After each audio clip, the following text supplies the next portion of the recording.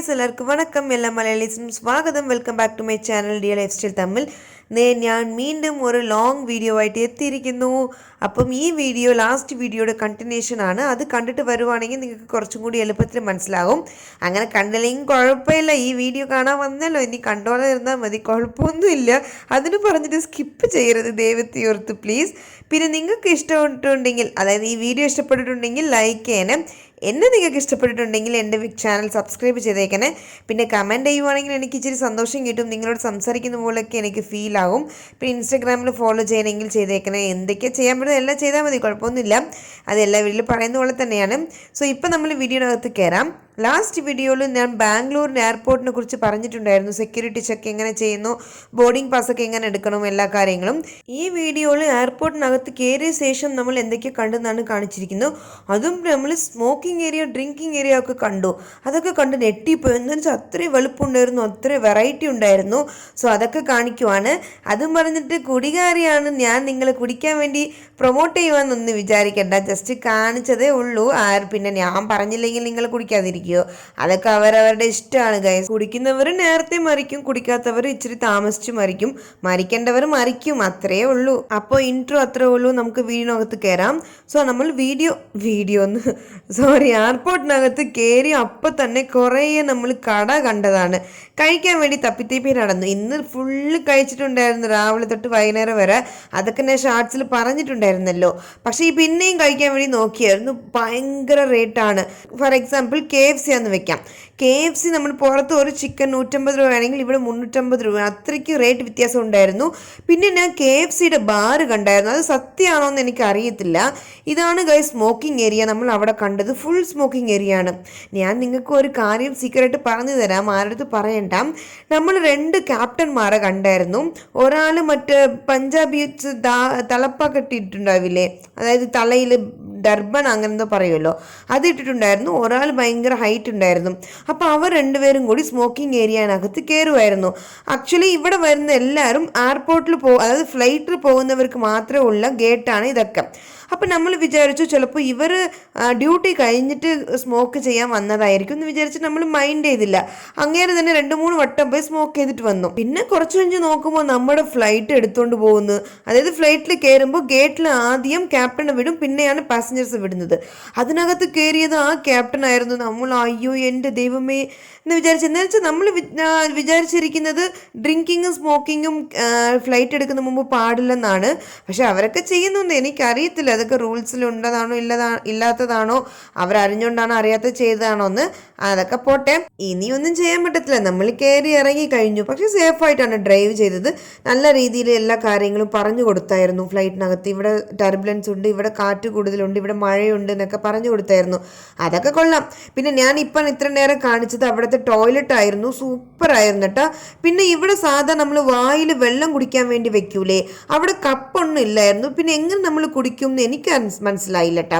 Because നമ്മൾ ലുലുലൊക്കെ കണ്ടിട്ടുണ്ടല്ലോ, അവിടെ കപ്പ് ഉണ്ടാവും, നമുക്ക് കുടിക്കാൻ എളുപ്പമാണ്. പിന്നെ നമ്മുടെ ഗേറ്റ് എത്തി, നമ്മൾ അങ്ങനെ കറങ്ങി ഇരുന്നപ്പോൾ ഗേറ്റ് എത്തി. അവിടെ നമുക്ക് ചാറിൻ്റെ അടുത്ത് തന്നെ ചാർജേഴ്സ് കണക്റ്റഡ് ആയിരിക്കും, ചാരുടെ കൂടെ തന്നെ. അപ്പം നമുക്ക് ഉയർന്നുകൊണ്ട് തന്നെ ചാർജ് ചെയ്തിട്ട് ഫോണൊക്കെ ഉപയോഗിക്കാം. അത് നല്ല പോസിറ്റീവായിട്ട് എനിക്ക് തോന്നിയത്. പിന്നെ നമുക്ക് ഗേറ്റിൽ നിന്ന് ഫ്ലൈറ്റിനടുത്ത് പോകാൻ വേണ്ടിയിട്ട് ബസ്സായിരുന്നു തന്നിരുന്നത്. എൻ്റെ ദൈവമേ, അത് എന്ത് തിരക്കായിരുന്നു എന്നറിയാമോ. നമ്മുടെ ഈ സാധാ KSRTC ബസ്സിലൊക്കെ തിരക്കുണ്ടാവില്ല, അത്രയും തിരക്കുണ്ടായിരുന്നു. പക്ഷെ നമുക്ക് അതും കൊണ്ട് ആ ഫുൾ എയർപോർട്ടും നമുക്ക് കാണാൻ പറ്റി. പിന്നെ നമ്മുടെ ഫ്ലൈറ്റ് അടുത്ത് വന്നപ്പോൾ നമ്മൾ കുറച്ച് ഫ്രണ്ടിൽ തന്നെ ഇറക്കി വിട്ടു. നമ്മൾ പോയ ഫ്ലൈറ്റ് വിസ്താരയായിരുന്നു കേട്ടോ. ഞാൻ ഇതിനു മുമ്പ് 2-3 വട്ടം ഫ്ലൈറ്റിൽ കയറിയിട്ടുണ്ട്. പക്ഷെ അത് ഇൻഡിഗോ ആയിരുന്നു കേട്ടോ. അത് ഒരു വഴിയും കൊള്ളത്തില്ല. നമ്മുടെ സാധാ വന്ദേ ഭാരത് ട്രെയിൻ ഇരുന്നില്ലേ, അതേ കളറാണ്, അതേപോലെയാണ്. ഫ്ലൈറ്റിൽ പോകുന്ന എക്സ്പീരിയൻസ് നമുക്ക് തോന്നത്തില്ല. പക്ഷെ ഈ വിസ്താര ഫ്ലൈറ്റ് ശരിക്കും നല്ല രീതിയിൽ സോഫ്റ്റ് ആയിരുന്നു, സീറ്റൊക്കെ നല്ല കംഫർട്ടായിരുന്നു. എനിക്കിഷ്ടപ്പെട്ടു ഈ ഫ്ലൈറ്റ്. പിന്നെ ഫ്ലൈറ്റിൽ പോകുന്ന പോലെ അവർ നമ്മുടെ അടുത്ത് വന്ന് സംസാരിക്കുന്നത് എല്ലാ രീതിയും കറക്റ്റ് ആയിരുന്ന പോലെ എനിക്ക് തോന്നി. ഇത് പ്രൊമോട്ടൊന്നും ഞാൻ ചെയ്യുന്നില്ല, ജസ്റ്റ് എനിക്ക് തോന്നിയതാണ് ഞാൻ പറഞ്ഞത്.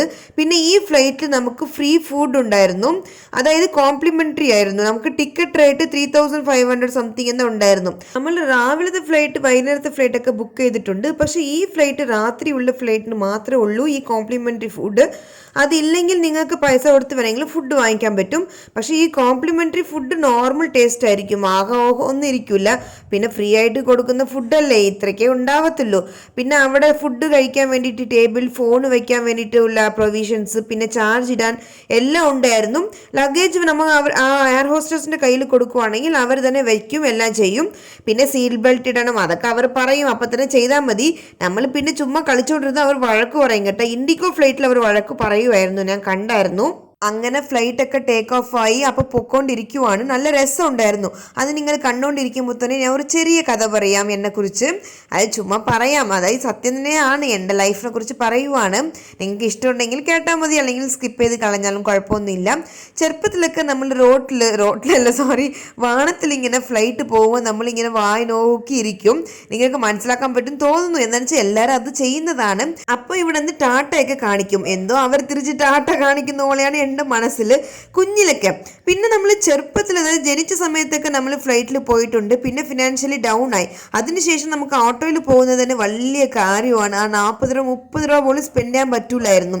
ആ സമയത്തൊക്കെ വിചാരിച്ചിട്ടുണ്ട്, അയ്യോ ഫ്ലൈറ്റിലൊക്കെ പോകുന്നവർക്ക് എന്ത് ലക്കി അല്ലേ, അവർ സൂപ്പറായിട്ട് എൻജോയ് ചെയ്യുമല്ലേ, അങ്ങനെയൊക്കെ ചിന്തിച്ചിട്ടുണ്ട്. പിന്നെ എനിക്ക് ഫ്ലൈറ്റിൽ പോകാൻ പറ്റിയത് കല്യാണം കഴിഞ്ഞ ശേഷമാട്ടം. പക്ഷേ ഫ്ലൈറ്റിൽ കയറിയപ്പോൾ എനിക്ക് തോന്നിയത് നമ്മുടെ സ്റ്റാൻഡേർഡ് ഇച്ചിരി കൂടി കൂടിയ പോലെ തന്നെയാണ് തോന്നിയത്. അത് അഹങ്കാരം കൊണ്ട് ഞാൻ പറയുന്നതല്ല, സത്യം പറഞ്ഞാൽ ഞങ്ങളുടെ ഹാർഡ് വർക്കും കൊണ്ട് തന്നെയാണ് നമുക്ക് ഫ്ലൈറ്റിലൊക്കെ കയറാൻ പറ്റുന്ന അത്രയും സ്റ്റേറ്റസിൽ ദൈവം സഹായിച്ച് നമ്മൾ എത്തിയിരിക്കുന്നു. പിന്നെ ഫ്ലൈറ്റിൽ പോകുന്നത് ചിലർക്ക് സാധാ കാര്യമായിരിക്കും, എനിക്ക് സാധാ കാര്യമൊന്നുമല്ല. ബിക്കോസ് നമ്മുടെ 1500 രൂപ 2000 കൊടുത്ത് ഒരു ട്രെയിനിലോ ബസ്സിലോ പോകുന്ന പകരം 6000 7000 കൊടുത്ത് പോകുന്നത് എനിക്ക് വലിയ കാര്യം തന്നെയാണ്. അത് ഞാൻ സ്പെൻഡ് ചെയ്യാൻ എനിക്ക് പറ്റുന്നുണ്ടെന്ന് ആലോചിക്കുമ്പോൾ എനിക്ക് ഹാപ്പിയാണ്. ബിക്കോസ് ഞാൻ എൻ്റെ ജീവിതത്തിൽ അത്രയും കഷ്ടങ്ങളും ഹാർഡ് വർക്ക് കണ്ടിട്ടുണ്ട്.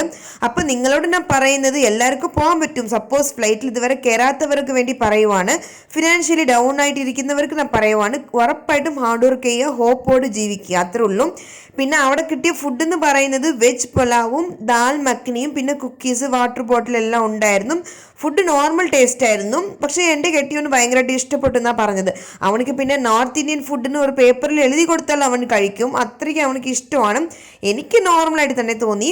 പിന്നെ നമ്മൾ അങ്ങനെ ബാംഗ്ലൂരിൽ നിന്ന് ട്രിവാൻഡ്രത്തിൽ 1 മണിക്കൂറും കൊണ്ട് എത്തിയത് ഫ്ലൈറ്റിൽ.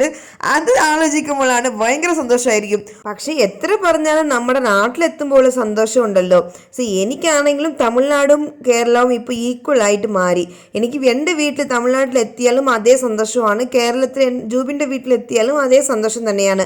നമ്മുടെ ആ ബെഡിൽ വന്ന് കിടക്കുമ്പോഴാണ് ആ സമാധാനം ഉണ്ടാവത്തുള്ളൂ. എത്ര ബാംഗ്ലൂർ എത്ര ഫോറിനാന്ന് പറഞ്ഞാലും നമ്മുടെ വീടാണ് നമുക്ക് സ്വർഗം ഗൈസ്, അതിന് മാറ്റാനേ പറ്റൂല. സോ അങ്ങനെ ട്രിവാൻഡ്രത്ത് എയർപോർട്ടിൽ നിന്ന് പുറത്തിറങ്ങി. ബാംഗ്ലൂർ ആണെങ്കിൽ അത്രയും സൂപ്പറായിരുന്നു എയർപോർട്ട്. ട്രിവാൻഡ്രത്തിൽ ടോയ്ലറ്റ് പോലും ഇല്ലായിരുന്നു, അതെന്തോ പണി നടക്കുമായിരുന്നു എന്ന് പറഞ്ഞു ട്രിവാൻഡ്രം എയർപോർട്ടിൽ നമ്മൾ പോയ സമയത്ത്. അപ്പോൾ ആട്ടോയിൽ കയറി നമ്മൾ വീട്ടിലെത്തി. വീട്ടിൽ വന്നപ്പോൾ അമ്മായിയമ്മ എനിക്ക് വേണ്ടി 5 ദോശ സാമ്പാറൊക്കെ ഉണ്ടാക്കി തന്നു. നമ്മൾ രണ്ടുപേരും കൂടിയാണ് കഴിച്ചത്. അങ്ങനെ ബാംഗ്ലൂർ ട്രിപ്പ് സൂപ്പർ ഹാപ്പി ആയിട്ട് അവസാനിപ്പിച്ചിരിക്കുന്നു. ഇനി ബാംഗ്ലൂർ വീഡിയോസ് ഒന്നും ഇടത്തില്ല കേട്ടോ, ആരും പേടിക്കണ്ട. ഇനി വീഡിയോസ് വേറെയാണ് ഇടാൻ പോകുന്നത്. അപ്പം നിങ്ങൾക്ക് എല്ലാവർക്കും വീഡിയോ ഇഷ്ടപ്പെട്ടിട്ടുണ്ടെങ്കിൽ ഉറപ്പായിട്ടും ലൈക്ക് ചെയ്യുക, സബ്സ്ക്രൈബ് ചെയ്യുക, കമൻറ്റ് ചെയ്യുക, ഷെയർ ചെയ്യുക, ഇൻസ്റ്റാഗ്രാമിൽ ഫോളോ ചെയ്യുക. അപ്പോൾ എനിക്ക് ഭയങ്കര ഹാപ്പി ആയിരിക്കും. അറ്റ്ലീസ്റ്റ് ആരെങ്കിലും ലൈക്കും കമൻറ്റും സബ്സ്ക്രൈബും മാത്രമേ ചെയ്താൽ മതി. അപ്പോൾ എല്ലാവരും വേറെ വീഡിയോയിൽ കാണാം. Tata bye.